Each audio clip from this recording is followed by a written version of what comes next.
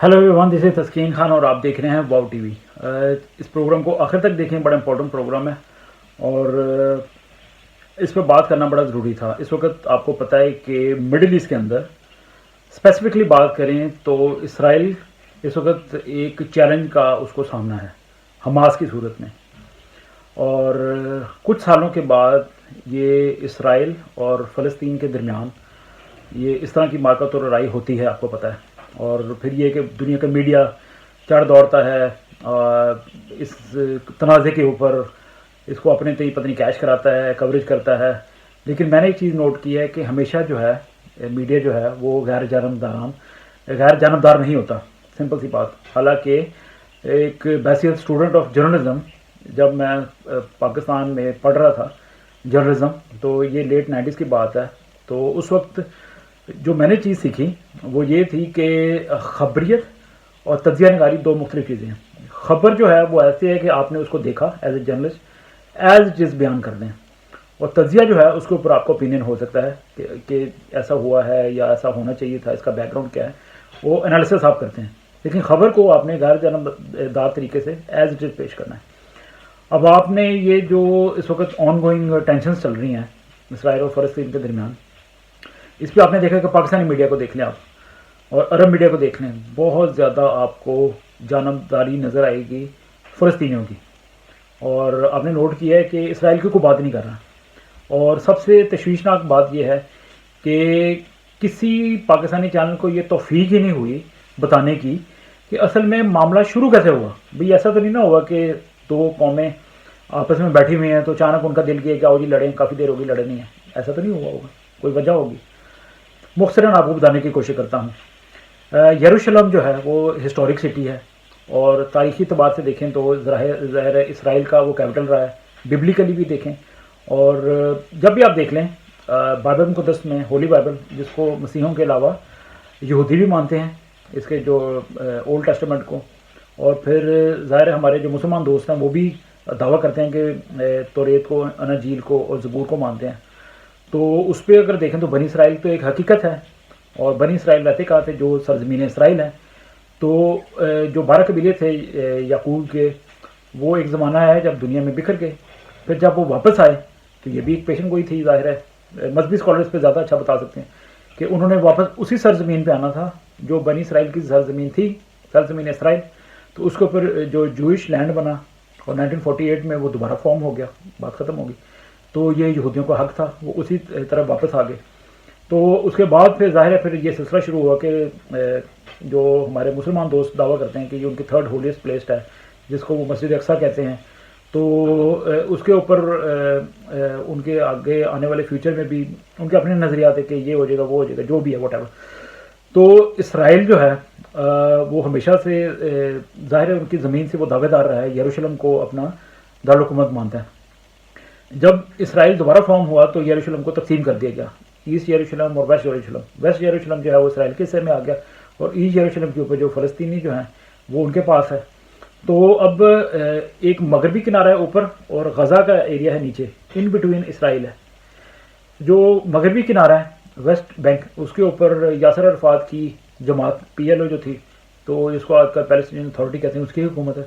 नीचे वाला जो किनारा है जो बाद में गज़ा का पट्टी जो है वो फ़लस्तीनियों को देगी इसराइल की जानब से, वहाँ के हालांकि यहूदी आबादकार मौजूद थे तो, लेकिन वो फ़लस्तीनियों को दे दी गई। तो वहाँ पे हमास की हुकूमत हो गई, यानी कि मगरबी किनारे पे पैलेस्टीनियन अथॉरिटी और नीचे वाला जो गज़ा की पट्टी है उसके ऊपर हमास, इनकी दोनों की आपस में नहीं बनती। ये पैलेस्टीनियन अथॉरिटी की PA की और हमास की आपस में नहीं बनती, दो मुख्तलिफ एरियाज़ और दो मुख्तलिफ हुकूमतें, ठीक है जी। अब यरूशलेम के अंदर हिस्टोरिकली अब जैसे डोनाल्ड ट्रंप साहब ने डिक्लेयर किया था कि बड़ी अच्छी मूव थी, बड़ी क्लियर मूव थी, और कई और ममालिक ने भी उनकी हमायत की। उन्होंने कहा कि यरूशलेम जो है वो इसराइल का दारुल हुकूमत है, हम उनको ऑफिशियल दारुल हुकूमत तस्लीम करते हैं और इसके साथ साथ डिक्लेयर करते हैं कि अपनी एम्बेसियाँ भी हम वहाँ बनाएंगे, ठीक है। तो उसके बाद कुछ ख़ानदान जो थे वो ईस्ट यरूशलेम के अंदर रहते थे, शेख जरा का इलाका है, तो वहाँ पे एक ऑलरेडी मुकदमा चल रहा है। जूइश फैमिली जो हैं उन्होंने इसराइल की सुप्रीम कोर्ट के अंदर मुकदमा किया हुआ है कि ये हमारी जगह थी, इसके ऊपर सिर्फ 8 फ़लस्तीनी ख़ानदान रहते हैं, वी वांट इट बैक। ये एक प्योर लैंड का मसला है, सियासी मसला भी नहीं था, ایک لینڈ کا مسئلہ ہے. تو اس کے اوپر اسرائیل کی حکومت نے کہہ دیا تھا کہ ہم اس پہ نہیں آئیں گے تاکہ یہ سیاسی مسئلہ نہ بن جائے. اب چونکہ مسلمان جو ہمارے دوست ہیں ان کا رمضان چل رہا تھا پچھلے دنوں میں، تو آخر میں کیا ہوا کہ جب رمضان کا آخری جمعہ تھا تو مسجد اقصیٰ کے اندر عبادت ہو رہی تھی، اور اسرائیل نے کہا ہوا ہے کہ 10,000 سے زیادہ وشپز نہیں آئیں گے، اور اسرائیل کی جو فوج ہے یا پولیس ہے وہ وہاں پہ پہرا دیتی ہے، فلسطینی شہریوں کی حفاظت کرتی ہے بلکہ.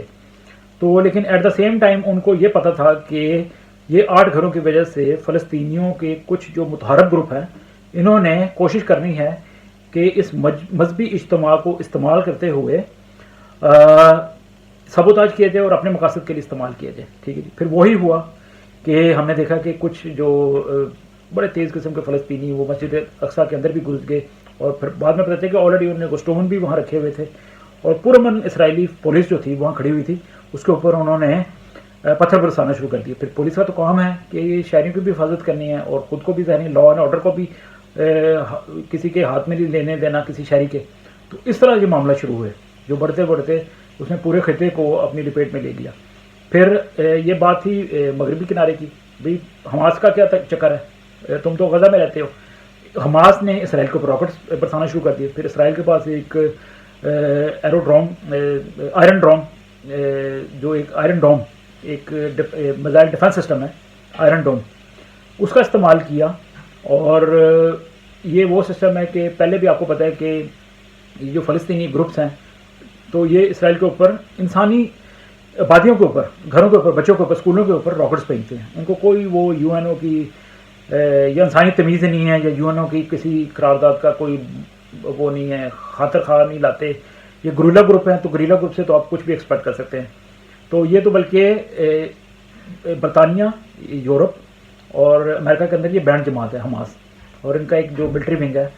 تو اور دیکھیں کہ یہ اپنے ہی فلسطینی خواتین و بچوں کو انسانی شیلڈ کے طور پہ بھی استعمال کرتے ہیں، اور بعد میں جب ظاہر ہے اس لڑائی میں بچوں کی جانیں جاتی ہیں یا خواتین کی جانیں جاتی ہیں تو پھر اس کو پروپیگنڈا کے طور پہ استعمال کرتے ہیں، ورلڈ میڈیا کے آگے آ کے رونا روتے ہیں.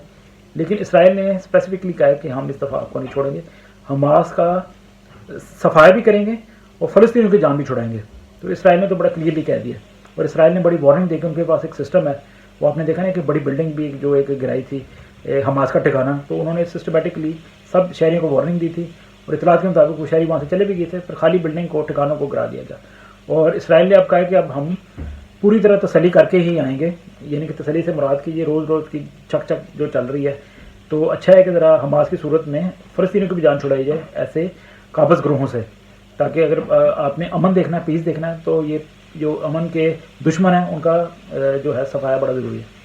یہ باتیں جو ہیں پاکستانی میڈیا پہ آپ کو نظر نہیں آئے گی. پاکستانی میڈیا نے آپ کو یہ بھی نہیں بتایا ہوگا کہ اچانک کیسے یہ جنگ شروع ہوگی. کوئی بیٹھے بیٹھے خواب تو نہیں آ گئے نا کسی کو. تو اسرائیل کے بارے میں تو میں ہمیشہ یہی کہتا ہوں کہ اسرائیل کسی کو چھیڑتا نہیں ہے. تو اسرائیل کو اگر کوئی چھیڑے تو پھر اسرائیل اس کو چھوڑتا نہیں ہے، سیدھی سی بات ہے. اور امریکہ کے صدر جو بائیڈن نے بھی کہا ہے، اور دنیا کے کئی حلقے ہیں جو کہہ رہے ہیں کہ اسرائیل کو ایک سوورن کنٹری ہونے کے ناطے پورا حق ہے کہ اپنے ملک کی حفاظت کرے. اب کسی نے ایک کوشچن ریز کیا کہ پاکستانی مسیحی ہوتے ہوئے ہمیں کیا کرنا چاہیے. میں آپ کو یہ عرض کر دوں کہ پاکستانی ہوں، پاکستان میں بسنے والے مسیحی ہوں یا دنیا میں کہیں بھی رہنے والے مسیحی ہوں، اسرائیل کی ببلیکلی بڑی سگنیفیکنس ہے ہمارے لیے. اور ہمارے پاس تو کلیئرلی بائبل مقدس میں احکامات موجود ہیں کہ اگر تو اسرائیل کے لیے برکت چاہے گا تو برکت ملے گی، اگر لعنت کرے گا تو لعنت ملے گی. تو آپ اندازہ لگا لیں کہ جو اسرائیل کے لیے برکت کی دعا چاہتے ہیں وہ کتنے بابرکت ہیں اور دل میں سکون ہے، اور جو خدا معاف کرے اسرائیل کے لیے لعنت کی دعائیں کرتے ہیں اور بد دعائیں دیتے ہیں، اب ان کا اپنا کیا حال ہے، دنیا میں ان کی کتنی کوئی عزت ہے، یہ بھی آپ نے دیکھ لی. تو یہ تو بڑا کلیئر میسج ہے. پھر یہ ہے کہ خداوند یسوع المسیح کے جائے پیدائش اسرائیل ہے، اور وہ سرزمین جو ہے وہ ہمارے لیے ویسی بڑی مقدس ہے، اور اس مقدس سرزمین پہ ہمارے لیے بڑے مقدس مقامات پہ ہیں، اور وہاں پہ خداوند یسوع المسیح کی مصلوبیت ہوئی، وہاں پہ ان کی قبر بھی ہے جو آج خالی ہے، وہاں سے وہ زندہ ہو کے آسمانوں پہ چلے گئے اور خداوند تعالیٰ کے تخت پہ بیٹھے ہیں دائیں طرف. تو یہ ہمارے لیے آپ خود سوچیں کہ کتنی زیادہ اہمیت کی حامل سرزمین ہے. اور دوسری بات یہ کہ اخلاقی طور پہ بھی ہم اسرائیل کی حمایت کرتے ہیں اور چاہتے ہیں کہ امن ہو. یروشلم کے لیے بھی امن کی دعا کرنا ہمارے اوپر فرض ہے، اور اسرائیل کے لیے بھی سلامتی کی دعا چاہنا یہ بھی ہم پہ فرض ہے. تو باقی رہی بات کہ کچھ لوگ کہتے ہیں کہ پاکستانی مسیحیوں کو بڑا کیئرفلی بات کرنی چاہیے، ان ادر ورڈز کہ لوگ ان پہ نہ چڑھ دوڑیں. بھائی کون ان پہ چڑھ دوڑے گا یہ بھی ہمیں پتہ ہے. تو میری دعا ہے کہ ایسا کچھ نہ ہو، پاکستانی مسیحی ہیں جو ہیں وہ محفوظ رہیں. اور دوسری بات، سب سے بڑی بات کہ ہر بندے کو پتہ ہے کہ وہ کس طرح بات کر سکتا ہے. کچھ لوگ دعا کے ذریعے اسرائیل کی حمایت کرتے ہیں یا سلامتی کی دعا چاہتے ہیں یا امن کی دعا چاہتے ہیں. کچھ لوگ فیس بک بھی دیکھا ہے، انہوں نے اپنی جو ڈی پی ہے، ڈسپلے پکچر یا پروفائل پکچر، اس کے آگے آئی اسٹینڈ ود اسرائیل لگایا ہوا ہے. اسی طرح جس طرح ہمارے کچھ دوستوں نے پیلسٹین کے لیے لگایا ہوا ہے، وہ اپنا فریڈم آف اسپیچ جو ہے وہ ایکسرسائز کر رہے ہیں. تو پاکستانی مسیحی یا دیگر مسیحی جو ہیں وہ اپنا جو ہے حق استعمال کر رہے ہیں. اس میں کوئی بڑی بات راکٹ سائنس نہیں ہے، ہر ایک کو حق ہے. تو پہلی بات تو کوئی کسی کو نقصان پہنچانا چاہیے نہیں. پاکستانی مسیحی کیوں نقصان اٹھائیں گے؟ ان کا اپنا اوپینین ہے. پاکستان کے لیے وہ سنسیر ضرور ہیں لیکن اپنی مذہبی رائے بھی رکھتے ہیں. تو اس لیے میں کہوں گا کہ لوگوں کو مت ڈرائیں پاکستانیوں کو. کچھ لوگ یہ آج کل ایک واٹس ایپ پہ یا فیس بک پہ میسج بھیج رہے ہیں کہ ہمیں کیئرفل رہنا ہے، اس میں کوئی شک نہیں ہے. لیکن ایٹ دا سیم ٹائم آپ ہمارے لوگوں کو بزدل نہ بنائیں کہ وہ اپنا اوپینین نہ دے سکیں. یہ انسان کی نیچر ہے کہ جو اس کے دل میں وہ زبان پہ آنا چاہیے، وہ کیوں اندر گھٹن بن جائے. ہمیں احتیاط کا دامن بھی نہیں چھوڑنا چاہیے لیکن ایٹ دا سیم ٹائم حقائق کو بھی بیان کرنا چاہیے. آپ ہمارے یہ دوست جو فلسطین کے حمایتی ہیں ان سے پوچھیں. ہمارے دوست پاکستانی مسیح کویشچن کر سکتے ہیں نا کہ بھئی تمہیں پتہ ہے کہ یہ معاملہ شروع کیسے ہوا ہے؟ کسی کو پتہ ہی نہیں ہے کیونکہ پاکستانی چینلوں پہ بات نہیں آتی. تو اس لیے انہیں بولیں کہ آپ گوگل کریں یا سرچ کریں کہ یہ معاملہ شروع ہوا کیسے تھا، تاکہ لوگوں کے اندر تحقیق کا شوق پیدا ہو. پھر لوگوں کے ٹیمپریچر خود بخود نیچے آنا شروع ہو جائیں گے اسرائیل کے اگینسٹ جو آئیں بنے ہوئے ہیں کہ اسرائیل کا یہ حق ہے، حقیقت ہے. اس طرح بہت سے عرب ممالک نے اسرائیل کو مانا ہے، پاکستان بھی مان سکتا ہے. آپ ہمارا خصوصی پروگرام دیکھ سکتے ہیں، اس کی یہ ڈسکرپشن میں لنک دے دیتا ہوں کہ اسرائیل اور پاکستان کے 70 سالوں میں تعلقات رہے ہیں انٹیلیجنس سطح پہ یا ملٹری سطح پہ. وہ آپ خود دیکھ لیں، وہ ایک ہسٹوری فیکٹ ہے. تو یہ ساری چیزیں جو ہیں اس کو مد نظر رکھیں اور ہمارے لوگوں کو بزدل نہ بنائیں چند لوگ. اور آخر میں یہی کہوں گا کہ ہمیں وہ پرندے نہ بنائیں کہ کل کو ایک پنجرا بھی کھلا رہ جائے تو ہم اڑنا بھول چکے ہوں. تو خدا را ہماری قوم پہ رحم کرے. اسی ڈر خوف کی وجہ سے ہم اپنے حقوق کے لیے بات نہیں کرتے. اور جو ہماری نوجوان نسل ہے جو اس وقت بڑی ایکٹیو ہے سوشل میڈیا کے اوپر، آپ اس کو بزدل نہ بنائیں. ٹھیک ہے جی؟ تو ان کو کھل کے بات کرنے دیں، اپنا اوپینین رکھنے دیں. پڑھے لکھے بچے ہیں، وہ سوشل میڈیا کے ذریعے آج کل سارا کچھ دیکھ لیتے ہیں. تو اس لیے یہ پلیز بزدلانہ سوچ جو ہے بند کریں. جو کچھ کر رہا ہے اس کو کرنے دیں اور دوسروں کے ساتھ سچائی کو بیان کرنے کا موقع دیں. اس لیے تو ہماری قوم مار کھا رہی ہے پاکستان میں، بلاسفیمی کے کیسز اور ڈر کے رہنا اور اپنے حقوق کی بات نہ کرنا، تعلیم میں پیچھے رہ جانا. تو پلیز بہادر بننے دیں ہمارے بچوں کو. اتنے سے میں عرض کروں گا. ویڈیو کو دیکھنے کا شکریہ. اس کو شیئر بھی کریں، اپنا بہت خیال رکھیں. اور چینل کو اگر ابھی تک آپ نے سبسکرائب نہیں کیا تو واؤ ٹی وی آپ کی اپنی آواز ہے، اس کو سبسکرائب کریں. God bless you. ہیلو، میرا نام ہے تسکین خان اور آپ دیکھ رہے ہیں واؤ ٹی وی. ہمارے چینل کو سبسکرائب کریں، ویڈیوز کو دیکھیں اور شیئر کریں. بہت بہت شکریہ.